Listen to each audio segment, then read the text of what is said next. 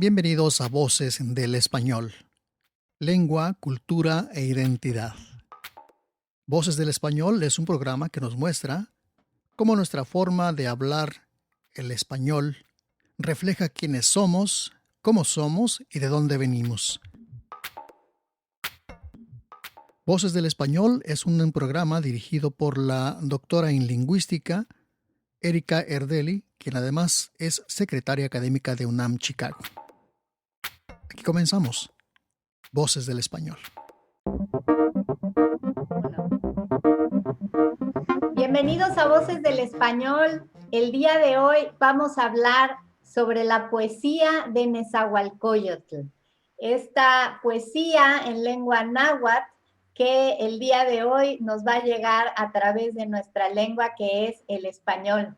Y para ello hemos invitado a el profesor Luis Franco Tiscareño.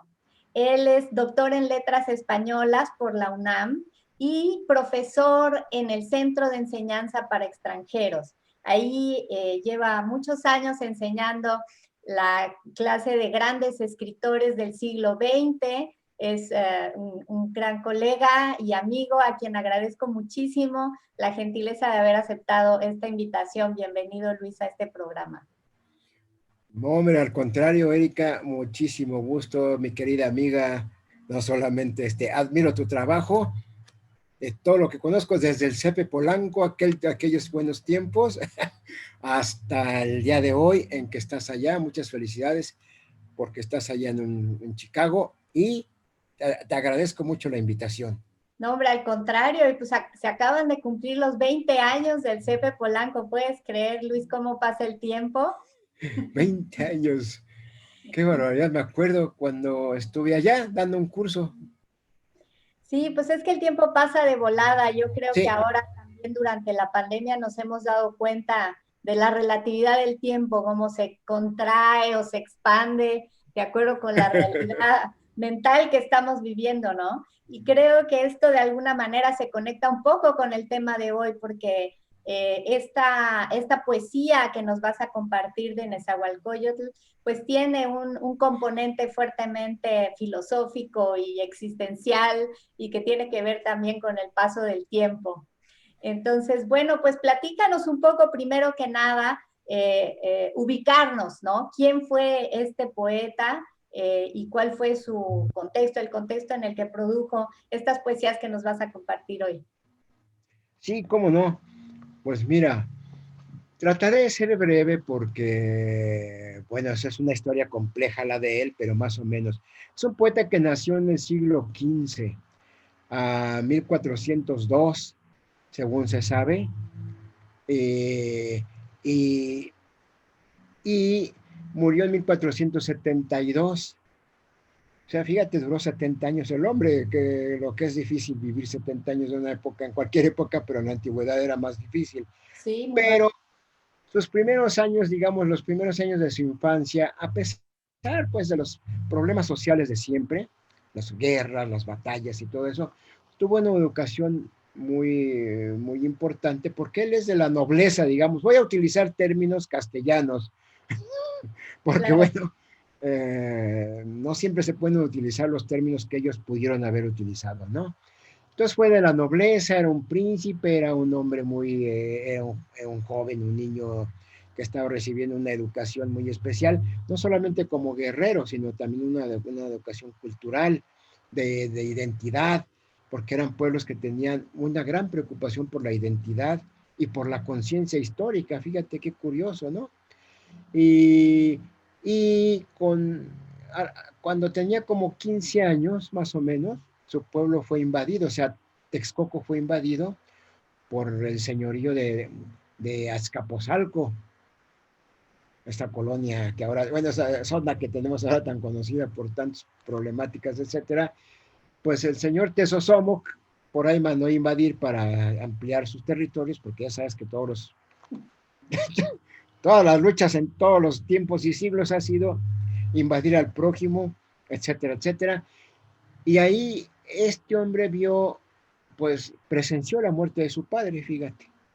Tristemente presenció la muerte del padre y tuvo que huir y andar pues realmente huyendo durante muchos años y después se refugió aquí en Tenochtitlan y recuperó un poco la, digamos, la educación que estaba teniendo y algunos años después, quiero decir, creo que a los, si mal no recuerdo, a los 29 años, claro, después de muchas luchas y batallas y todo esto, y alianzas, pues peleó contra el señor de, bueno, el hijo ya de Tezosomoc, ganó y recuperó Texcoco, hicieron una gran alianza con Tenochtitlan y Tacuba y todo esto, y así reinó el hombre después 40 años, 41 años me parece, con gran sabiduría, pero para esto fue un arquitecto que hizo cantidad de obras importantes. Por ejemplo, hizo un acueducto que venía de Chapultepec hasta el centro, bueno, lo que hoy es el centro histórico, o sea, Tenochtitlan, para que tuvieran agua. Y en Texcoco también hizo un dique muy interesante, muy importante para separar las aguas saladas de las aguas dulces. Pero hizo cantidad de obras arquitectónicas, hizo toda una, prácticamente lo que hoy llamamos una constitución política, jurídica, pues para que se viviera en paz y con justicia. Hizo una serie de tratados filosóficos, fue poeta, se enamoró de una mujer, se enamoró perdidamente de una mujer, pero esta mujer amaba a uno de sus soldados y fíjate que él desistió del amor y dijo, bueno, si ella lo ama a él, pues ni modo, ¿verdad? Y anduvo Un penando, hombre sabio. un hombre sabio que anduvo penando de amores mucho tiempo, pero después ya encontró a la mujer de sus sueños, se casó con ella y tuvo, bueno, por lo menos el único hijo legítimo del cual se conoce porque también se decía que tenía concubinas, etcétera, pero bueno, eso era parte de la vida, ¿no? Sí. Y tuvo a su hijo, Nezahualpili, que también siguió más o menos sus pasos, no fue tan gran poeta como él, pero gracias a él y luego al nieto se recuperaron. A lo que voy es que gracias a ellos se recuperaron los escritos de Nezahualcóyotl, por lo menos los más importantes, o por lo menos se recuperó una buena parte que ahora se considera muy importante, ¿no? En términos muy generales, ¿eh? Porque hizo a lo largo de todo esto una obra importantísima.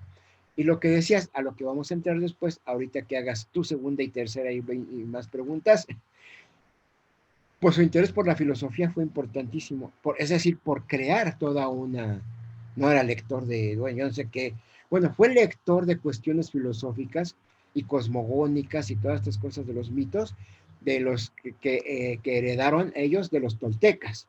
Bueno, los toltecas habían sido un pueblo súper sabio, ¿no? Y claro, ellos se heredaron mucho y se preocupó por estudiar mucho de esto. Bueno, creo que ya es notable, o sea, un personaje importantísimo, pero que además nos permite asomarnos un poco a ese momento histórico, ¿verdad? Como que cuando estudiamos historia nos vamos muy hacia cuestiones muy generales, quizá de las civilizaciones prehispánicas, y pues después el choque de la conquista y todo lo que se derivó de ella, pero rara vez nos adentramos a ver realmente otros aspectos de la vida de estas personas. Mencionaste una conciencia histórica que creo que es muy importante, que también Miguel León Portilla señalaba, ¿no? Que había Sí, cómo no. una gran conciencia histórica de los pueblos prehispánicos. Y bueno, a través de este poeta y bueno, de este gobernante, de este personaje que nos estás presentando hoy, nos podemos dar cuenta, dar una asomadita a cómo era, pues no tan diferente de cómo es ahora o como fue después de No, la colonia, la vida, ¿no? La vida que finalmente pues se requiere de obras arquitectónicas, se requiere de obra legislativa para poder gobernar, para que haya gobernabilidad, ¿no? En un sí, sí, sí. país hay luchas, hay expansionismo, hay imperialismo, tantas cosas, ¿no? Pero podernos asomar a este personaje creo que nos permite ver qué ocupaba la mente de estas personas, más allá de la vida cotidiana, ¿no? De las preocupaciones cotidianas, como dices, arquitectónicas, de hacerse de agua o jurídicas, pues esta parte más reflexiva sobre la vida, que es la que nos permite expresar la poesía, ¿no? Entonces, pues, ¿por qué no nos compartes un poema de Nezahualcóyotl para que a partir de allí podamos empezar a ver un poco qué tenían en la mente estos personajes? Sí, claro. Mira, antes que nada, sí, he de decirte que en los documentos que se han encontrado, así como en otros pueblos y en otras naciones, en la Grecia antigua, en la época medieval incluso, era importantísimo que el gobernante no solamente fuera un gobernante justo así en abstracto, la justicia venía de ser gente muy preparada, de gente sabia, o sea, gente erudita en términos de qué es el derecho, qué es la justicia para los demás y todo esto, y qué es la vida en sí misma y qué hacemos aquí en la vida. Ojalá hoy en día, porque tú dices, claro, con mucha razón, que es muy necesaria la gobernabilidad, pero ojalá tuviéramos, cosa que hace muchísimos años no tenemos, un gobernante sabio, un gobernante culto, un gobernante que tuviera una mínima idea de qué es la política, qué es la justicia, qué es y que un gobernante de veras culto en todos los sentidos. Hoy en día no tenemos eso, y bueno, mejor leemos. Mira, vamos a leer. ¿Sí ven este poema? ¿A dónde iremos? ¿A dónde iremos? Muy bien. ¿A dónde iremos? Lo voy a leer. ¿A dónde iremos donde la muerte no exista? Mas por esto viviré llorando, que tu corazón se enderece. Aquí nadie vivirá para siempre. Aquí los príncipes a morir vinieron. Hay incineramiento de gente, que tu corazón se enderece. Aquí nadie vivirá para siempre.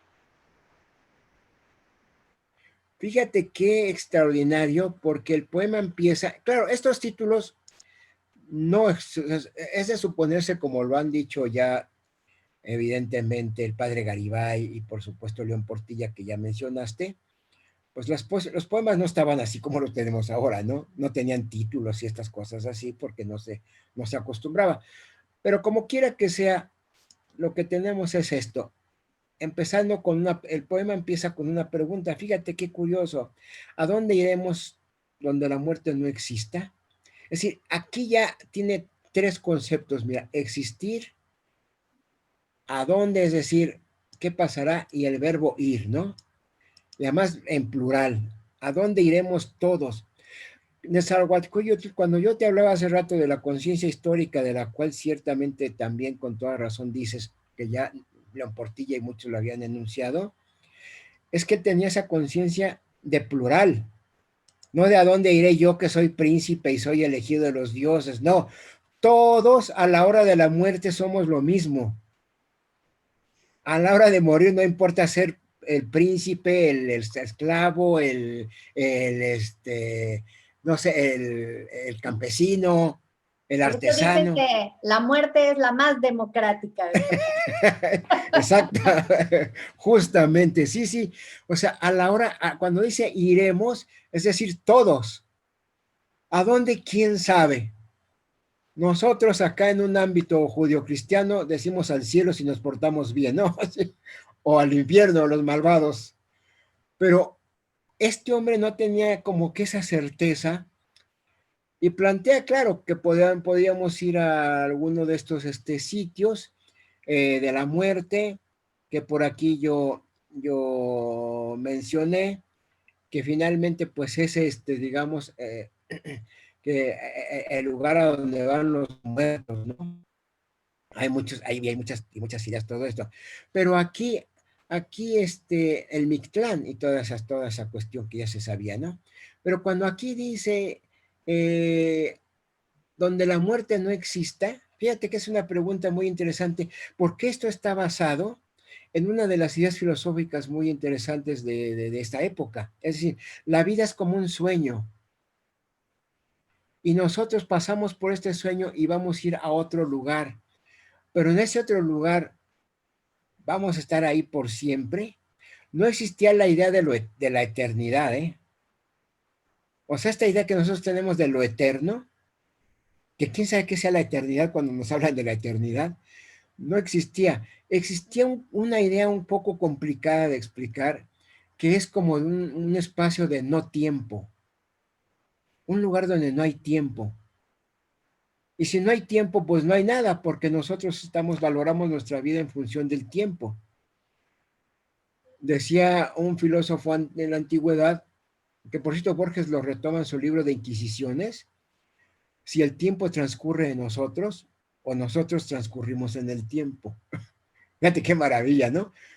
Pero esto lo ve de otra manera, por supuesto, filosóficamente también es Nezahualcóyotl, en el sentido, ¿a dónde vamos?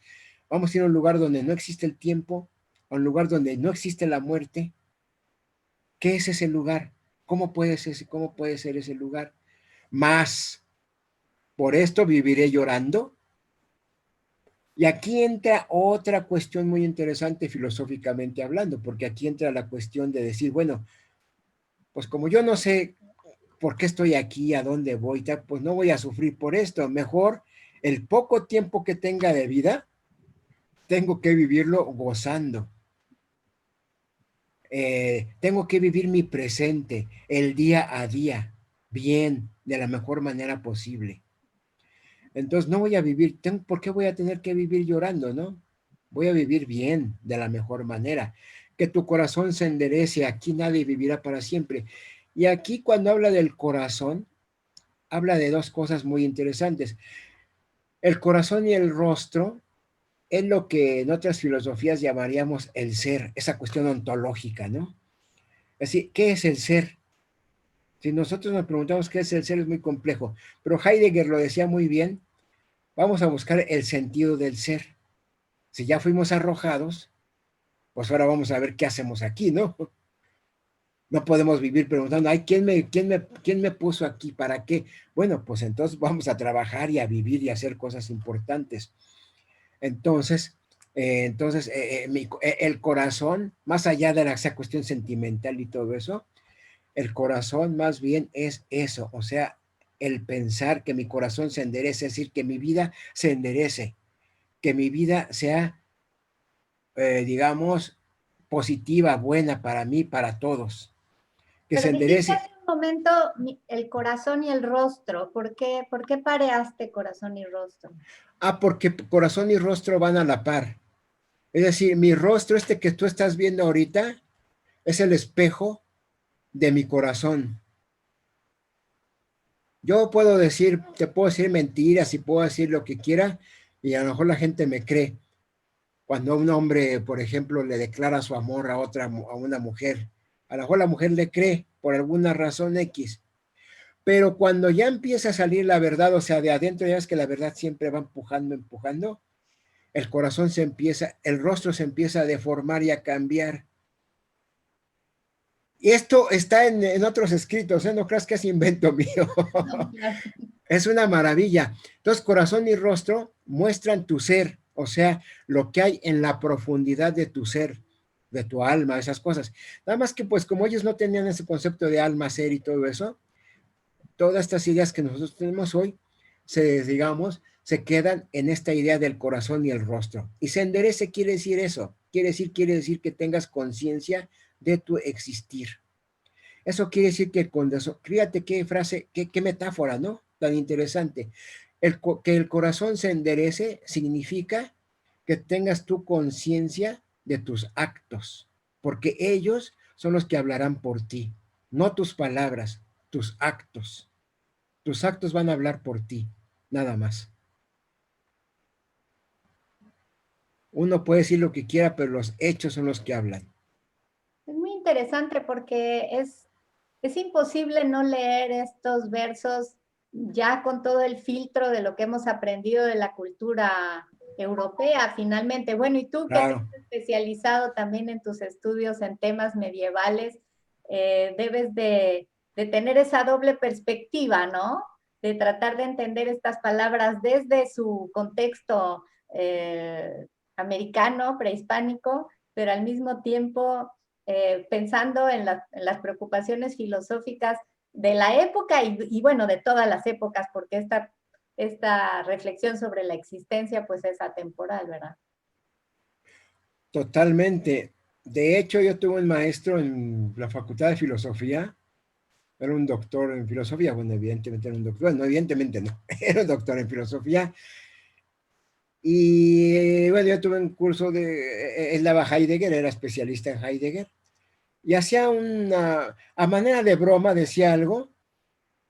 Yo traté de buscar esta información que voy a decir ahorita, la he buscado por todas partes y nunca la he encontrado, pero la decía con mucha seguridad, que Nezahualcóyotl era una especie como de pre-Heidegger. Pero él decía que Quintana, Garibay Quintana había dicho eso. Yo Okay. he leído a Quintana y nunca he leído eso, pero no deja de parecerme interesante que de alguna manera, mira, lo que sí es interesante es eso, que de alguna manera, digamos, sí confluyen muchas ideas de Heidegger con ideas de Nezahualcóyotl en el asunto de la existencia, en el sentido, o sea, ¿cuál es el sentido de que estemos aquí en esta vida? Y no solamente eso, sino preguntarnos esto, aquí nadie, cuando dice este hombre, aquí nadie, que el corazón se enderece, aquí nadie vivirá para siempre, es una cosa que Heidegger tenía mucho. Heidegger decía, mira, si tú sales a la calle te pueden robar, te pueden matar, te puede atropellar un automóvil. O sea, ¿cuál es el sentido de la vida? Si te puede pasar cualquier cosa. La vida es muy frágil. Te subes a un avión y se estrella, o sea, y Heidegger tenía mucho esa idea, ¿eh?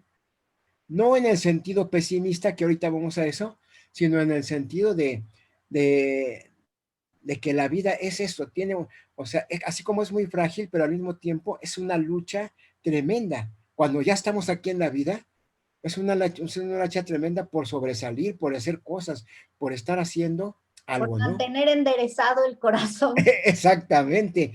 Y por tener, exacto, una conciencia plena y sobre todo dejar esa conciencia plena para los futuros, ¿no?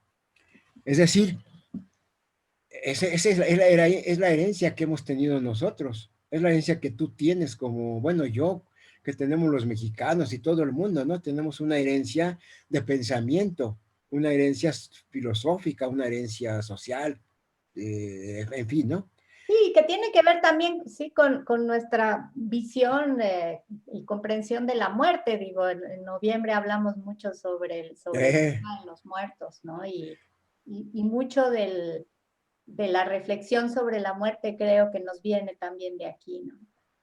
claro, y esta idea que de la muerte, esto que dices tú, es exactamente una de las cosas que ya se tenía en aquellos tiempos, que era una idea como, digamos, una idea inmanentista de la muerte. Es decir, la muerte la llevamos dentro desde que nacemos. La muerte no viene de afuera con su guadaña, como nos lo han pintado. No, la muerte no viene de afuera. La muerte está dentro de nosotros desde que nacemos. Qué concepto tan distinto. Totalmente. Fíjate qué concepto tan, exactamente como lo dices, tan distinto, porque en la visión occidental es más bien es esa, ¿no? Que la muerte viene de afuera y te lleva un día. ¿No? Sí, Ya. Y no, totalmente. aquí no. Pero si tú llevas la muerte dentro, eso da como una idea de un poco más de control, Sí, claro, exacto, de control de conciencia. ¿Y de conciencia de qué? La y de muerte es parte de la planicidad vida. con tu vida también. Claro, claro, porque la muerte es parte de la vida. Así de sencillo lo decían estos hombres en la antigüedad. Bueno, y este personaje en particular, como mencionaste, este episodio de su vida de haber visto morir a su padre, un gobernante, como dice aquí, aún los príncipes a morir vinieron, Claro, pues a él le tocó ver, como dices, la muerte de su padre. Ese tipo de cosas deben de marcar mucho a un ser humano y detonar toda una serie de reflexiones como estas, ¿no? totalmente, porque pues estos príncipes, evidentemente, pues eran señores que estaban también en función de la guerra, de las batallas, ¿no? Pues tú vas a la batalla y puedes morir en la batalla, ¿no? Claro.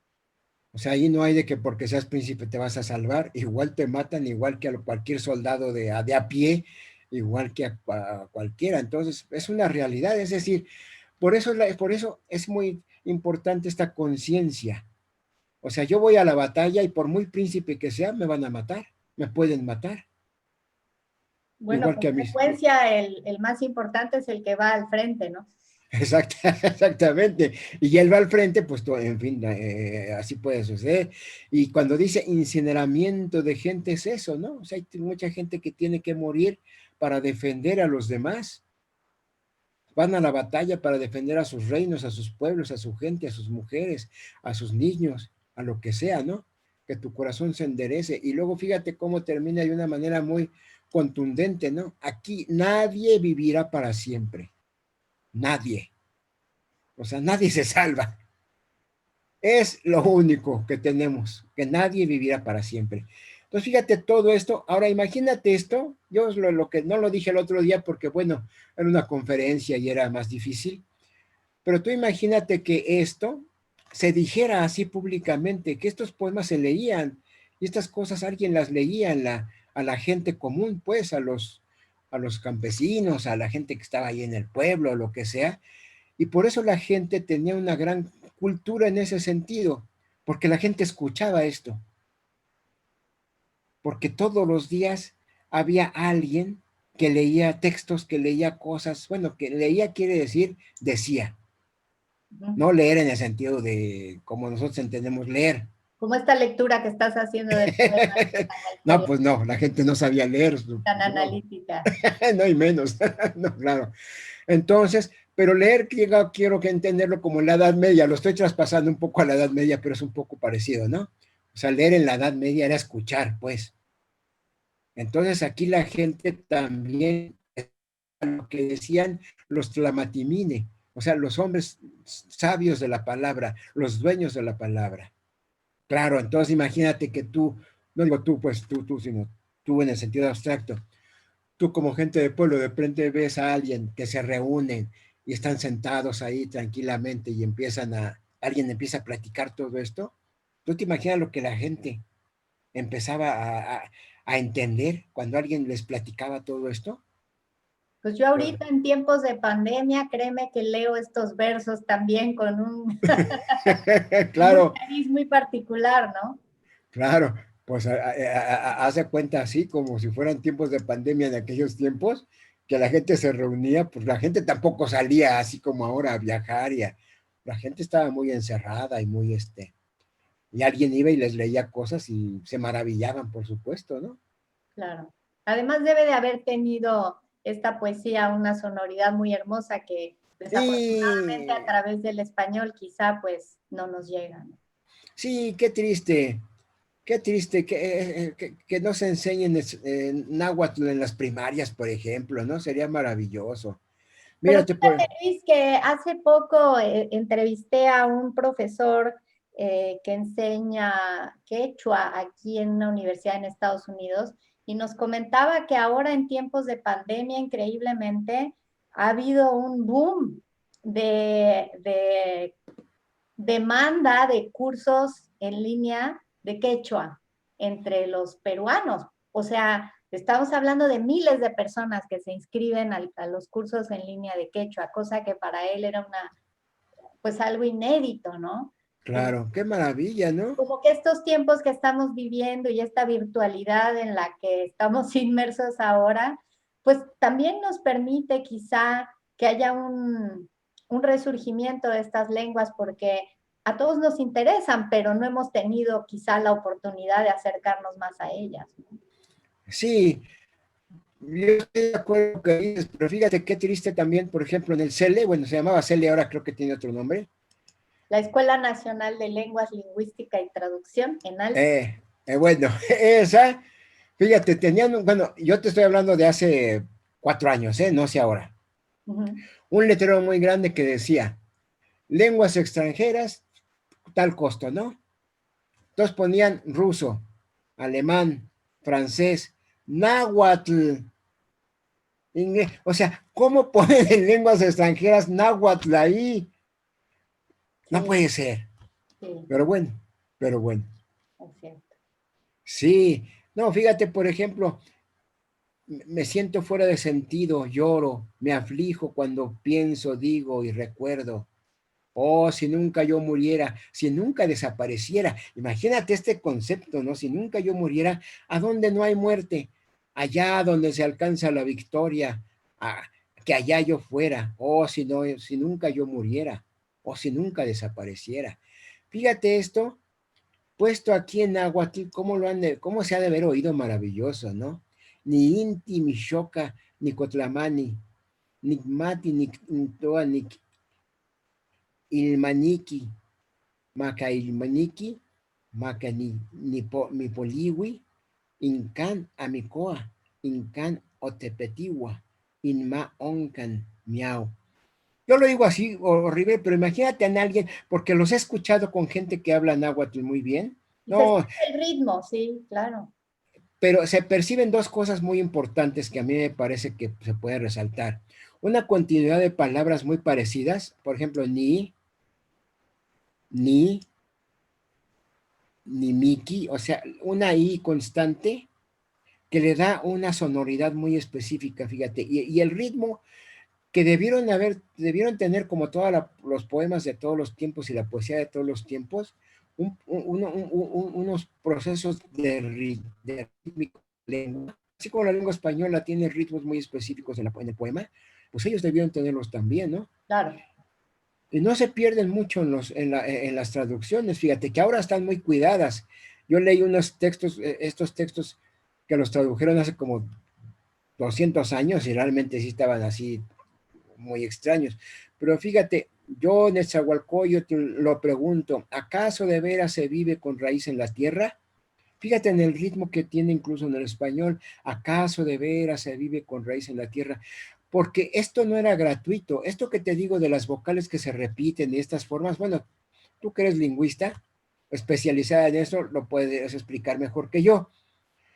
Pero cuando vemos esto, me refiero a que esto se hacía con la finalidad de que se aprendieran de memoria con mucho más facilidad.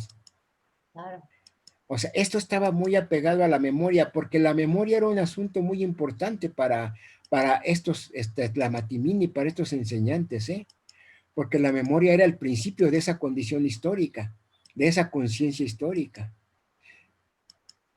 Hoy, desgraciadamente, hoy, bueno, quiero decir, en este presente de hace 50 años, desde que yo tengo por lo menos cierto uso de razón, o por lo menos tantita, pues México tiene, nosotros tenemos, los mexicanos tenemos una conciencia histórica muy, muy corta. Ni que lo digas. Pero estos hombres trataban de tener una conciencia histórica de veras tremenda. Hay unas partes, y eso está en las fuentes de la filosofía, en donde hablan mucho de los Huehuetlatoli. O sea, todos estos tratados que contaban los abuelos a los hijos y todos estos conceptos, ideas, consejos que venían desde los antiguos para que se retomaran y se constituyera una tradición. Y los Huehuetlatoli eran parte de estas ideas de todo lo que existe, como dicen, el Tlaltípac, para que tú tuvieras una buena idea del Tlaltípac, o sea, de todo lo que existe en la tierra, de todo con lo que tú te relacionas. Tú te relacionas con tu computadora, con tus lápices, con tus plumas, con la camarita. Pues con eso tú tienes una gran relación cotidiana. Hay que apreciar esta tecnología en ese sentido como gran herramienta, ¿no? Si no la aprendemos bien en su totalidad, porque pues yo ya la aprendí muy grande, bueno, pero me maravilla y trato de aprenderla de la mejor manera. No me peleo con la tecnología como mucha gente. Y a eso me refiero con lo que hacían en esta antigüedad, con estos Huehuetlatoli y todo esto, era tener una relación muy estrecha con las cosas que nos rodeaban. Fíjate qué curioso, ¿no? Qué maravilloso. Sí, me interesa mucho esto que dices de la poesía, el canto, la repetición de las ideas como una forma de preservar la literatura, la cultura, ¿no? Sí, Eh, Me gusta mucho estos versos que se van repitiendo, ¿no? Aquí este que estás poniendo ahí, solo un poco aquí, solo un poco aquí, o a dónde iremos, o si yo pudiera no morir, si yo pudiera no morir. Entonces se van repitiendo estos versos de manera que se van grabando, se convierten como en rezos, como en cantos, como en... Exacto. Tú me decías que yo lo entendería como lingüista, pero más bien al revés, creo que tú, querido Luis, como poeta, es que mejor entiendes el valor de esta literatura, ¿no? Sí, bueno, también tú has sido buena lectora de poesía y tú has visto cómo la poesía que tú has leído, bueno, nosotros hemos leído, tú y yo, pues, como estudiantes y como gente que le gusta, pues, toda la poesía del siglo XX sobre todo, ¿no? Que es lo que más nos, digamos, lo que nos llega así de pronto porque nosotros vivimos a finales del siglo XX. Pero cuando uno te metes, por ejemplo, a la poesía antigua, la poesía clásica tiene muchos aspectos de este tipo también, ¿eh? La poesía clásica antigua, claro, con otra intención y otras cosas. Pero aquí, por ejemplo, fíjate cómo, exactamente como tú lo dices, son conceptos que se van repitiendo para que tú los tengas presentes todo el tiempo en la memoria. ¿Acaso se vive con la raíz en la tierra? Solo un poco aquí, ¿no? Aunque sea de jade, si el jade se quiebra, aunque sea de oro se rompe, aunque sea plumaje de quetzal se desgarra. Es decir, si estas cosas que son tan maravillosas, tan duras, se llegan a romper, pues con más razón la vida, ¿no? Que es tan frágil. O sea, imagínate nada más, otra vez, no para siempre en la tierra. ¿Te acuerdas que en el otro poema, nadie aquí vivirá para siempre? Aquí, no para siempre en la tierra, solo un poco, o sea, solo vamos a estar un poco aquí. Nada más un ratito, un rato. La vida está prestada. Es un cuchillo de doble filo ese verbo, Claro, porque el decir solo un poco aquí o insistir en la fugacidad de la vida te puede llevar tanto a el quererla vivir intensamente como al perder la motivación para vivirla, ¿no? claro, claro. Y además eso está, fíjate, esto que acaba de decir, también está en otros, en otros poemas, no solamente en Nezahualcóyotl, sino de otros poetas, en donde plantean justamente que, bueno, o sea, es decir, por una parte yo no sé qué hay más allá de la muerte. Yo no sé quién me puso aquí, pero eso no quita que yo busque que debe haber algo supremo a mi entendimiento. Debe haber una fuerza suprema, una forma suprema, un ser supremo. Debe haber algo más allá.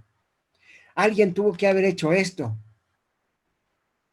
Y ese ser supremo, bueno, no tenían el concepto así de Dios como nosotros, bueno, en la cultura judio-cristiana, pero sí tenían la idea de que había dioses y de que había seres supremos, Ometeotl como el Dios creador y generador de todas las cosas, y muchas otras cosas, ¿no? Y claro, otro tipo de representaciones, pero ya más bien ligadas a la naturaleza, ¿no? Como el Tlaloc o lo que fuera, ¿no? Pero en general sí tenían esa idea de que, pues, un ser supremo, alguien debió haber hecho todo esto que existe. De alguna manera tuvo que haber salido todo esto.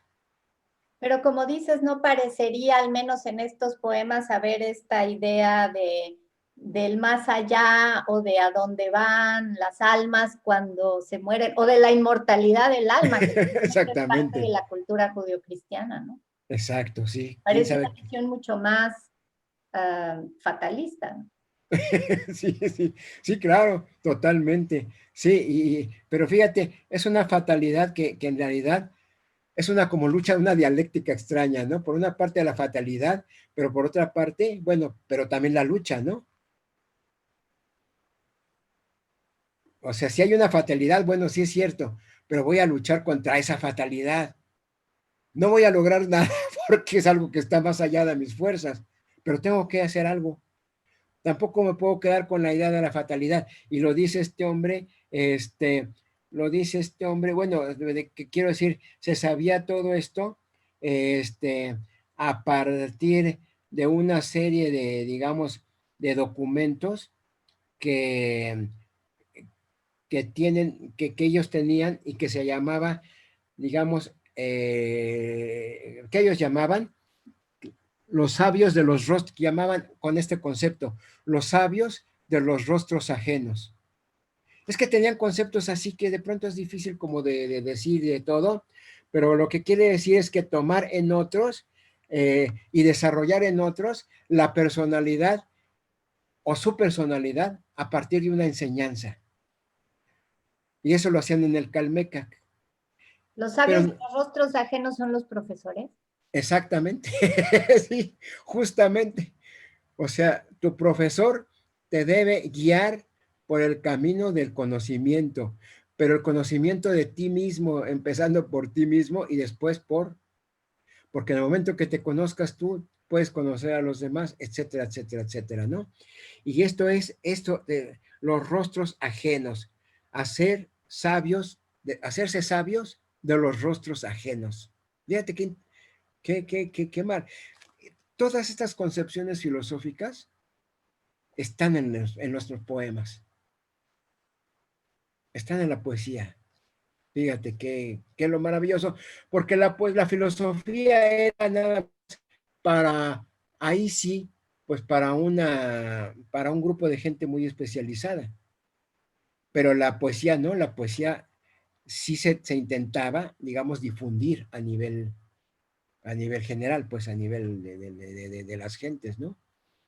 Que bueno, finalmente es cierto, la poesía a veces nos da la idea de que es incomprensible o difícil de escudriñar, pero con esta guía que nos has dado en estos breves ejemplos de poemas de Nezahualcóyotl, no parece tan difícil de entender, todo lo contrario, ¿no? Parece un acercamiento maravilloso a un pensamiento que es muy claro, que es transparente, ¿Verdad que sí? que es profundo, Sí, pero al es mismo tiempo exacto. visible. Y no es más que, como lo decían también, perdón que cite tanto a la antigüedad, pero bueno, es parte ya de mis vicios, de mis maravillosos vicios, pero nada más es un asunto muy así, creo yo, muy claro. No se necesita saber mucho, o sí o no, sí es importante, pues, pero, pero leer necesitas concentrarte en lo que está diciendo. ¿Qué te está diciendo cuando dice tenemos que dejar esta tierra? Estamos prestados unos a otros, iremos a la casa del sol. Es que la gente lee y se sigue y se sigue y se sigue y no se detiene. Si uno se detiene, te concentras en cada verso y cómo cada verso te lleva a otra cosa y a otra cosa, va uno entendiendo esto que dices justamente y te vas dando cuenta que pues tampoco están del otro mundo, es un entendimiento profundo, que florezcan mis guirnaldas, tenemos que dejar esta tierra, estamos prestados unos a otros, estamos prestados, lo dice aquí, estamos prestados, lo dice acá. Pues estas formas que en la retórica llamamos, por ejemplo, es una figura retórica que se llama anáfora, pues ellos no lo sabrían, por supuesto que no lo ha de haber sido Nezahualcóyotl, pero está utilizando estas formas retóricas con una finalidad y no de adorno, porque la retórica no son adornos, como dicen muchos críticos. La retórica es una argumentación, tiene una función argumentativa. Aquí está argumentando esta idea. Estamos prestados a la vida, no vamos a durar para siempre. Estamos de paso, esto es un sueño, vamos a gozar este sueño. Fíjate que, entonces, esto nosotros hoy en día lo llamaríamos anáfora, pero bueno, ellos le llamarían de otra manera, ¿no? En fin, fíjate, o sea, todo esto, por eso decía yo al principio, te decía yo al principio que es una unión, una unidad perfecta de filosofía y poesía. Y Luis, ¿cuál es el poema que nos quieres leer para... Mira, muy breve nada más, que es un modo de despedirse del mismo Nezahualcóyotl, En buen tiempo vinimos a vivir. Hemos venido en tiempo primaveral, instante brevísimo. Oh amigos, aún así tan breve, que se viva. Fíjate qué maravilla, ¿no? O sea, esta es la plena conciencia de que mi existencia es breve. Bueno, entonces la voy a gozar, ¿no? Sí, y no a gozarla de una forma libertina, sino ya vimos que este hombre además no tuvo una vida precisamente breve, para su época fue un hombre, Exactamente, y sí. aparte la aprovechó muy bien, hizo muchas cosas, como dices, importantes para su época, para su sociedad, y aparte nos dejó esta poesía para la eternidad. Sí, totalmente nos dejó sí, un legado histórico, sociológico, jurídico y poético. Porque así Pues de breve que fue su vida, pero 500 años después estamos leyendo sus palabras. exacto. Y además fíjate que lo leímos como una literatura muy viva. No es una cosa que digas, ay, eso ya no me dice nada. No, es una, es una palabra muy viva todavía, ¿no? Pues sí, es una poesía muy viva, son poemas muy vivos todavía, que se pueden seguir estudiando precisamente por eso. Ojalá ya haya muchos que lo estudien ya a nivel de posgrado de todo esto. Sería maravilloso.